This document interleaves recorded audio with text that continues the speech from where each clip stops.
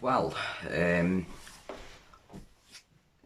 Wolves have just beaten Fulham and severely dented Fulham's chances of survival this season. This was a game that going into it, you felt that Fulham needed to win to keep their survival chances or survival hopes alive. As it stands, they're now in 18th. I think they've played a game more than Newcastle, who are at 17th, and Fulham haven't got the easiest running. So this really wasn't a game they needed to win. It was against a mid-table side at home who haven't got their best player, arguably their best player, one of their most important players in Raul Jimenez playing for them. So this was one of the games that they needed to win realistically, or at the very, very minimum, get a point out of. But Fulham failed to do that. Just, well, 92nd minute winner from Wolves. It was a brilliant goal from Adama Traore. Nice turn from Morgan Gibbs-White in midfield. It looks as though the referee's about to blow the whistle, but Fabio Silva notices Adama Traore's got a bit of space on the right-hand side and plays it inch perfect to Adama Traore, who takes it in his stride. Notices Alphonse Areola is not in the correct position in his goal and just hits it. It wasn't even right in the top corner. It was the keeper should have done better with his positioning. He could have saved it, I felt. But nonetheless, brilliant play from Wolves and a great strike from Adama Traore, who has broke his skull right now. I don't know how long it has been. The last time I can remember him scoring a goal was when Wolves beat Man City last season. He scored in both games against Man City that season. But I think there was one at the very end of December that he scored, and Wolves came from 2-0 down to win 3-2. That's the last time I think he scored. That might not be right. I'm not 100% sure. But yeah, it should do him some good. Wolves did score just before half-time as well, through Willian Jose, which that would have been his first goal for the club in his 12th or 13th attempt. And in my opinion,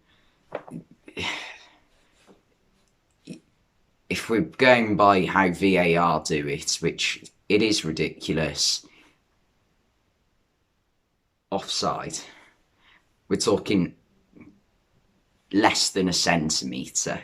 And it wasn't even, it was like, so he was in line with, I think it was Terence Congolo. They're both running backwards, both running towards the goal, sorry.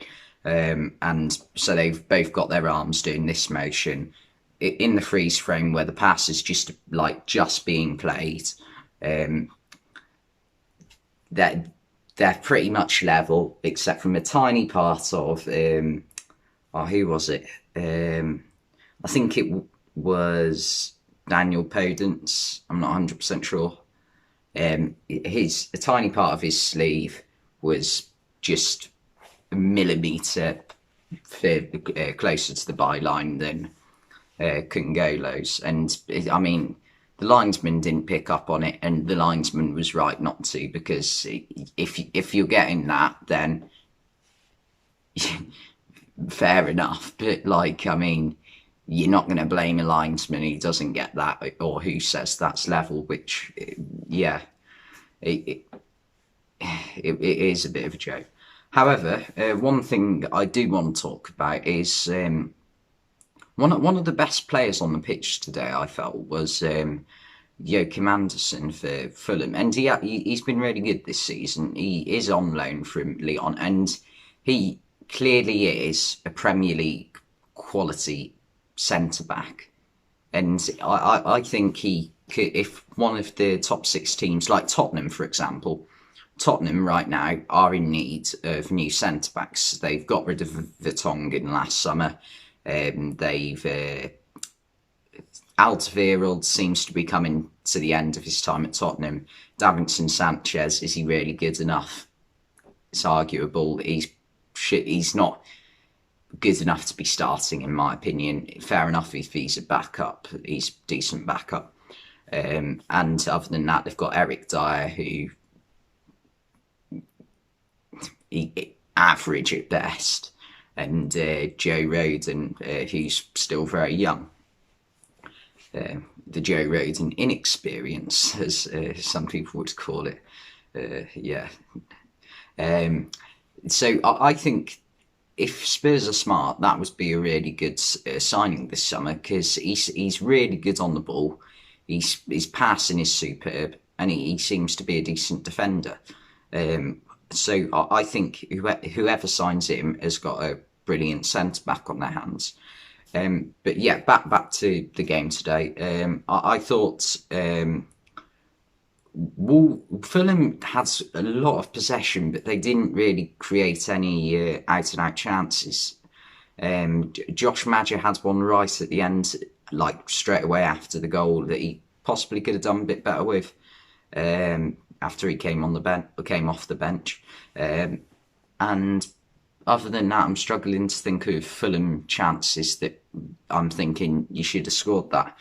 Wolves had a few half chances. It wasn't the most chance-filled game, to be honest, but I mean, fair play to Wolves, and Fulham, you've missed a big opportunity to increase your hopes of survival from relegation.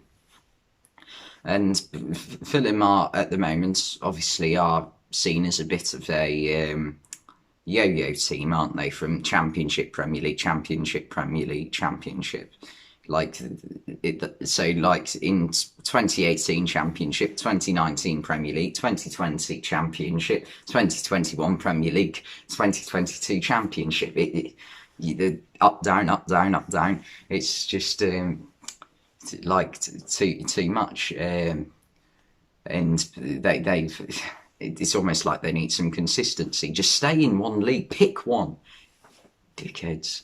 But yeah, anyway, yeah, that's pretty much all I've got to say. I don't know how the end of this video went, but anyway, thanks for watching, and I'll see you next time.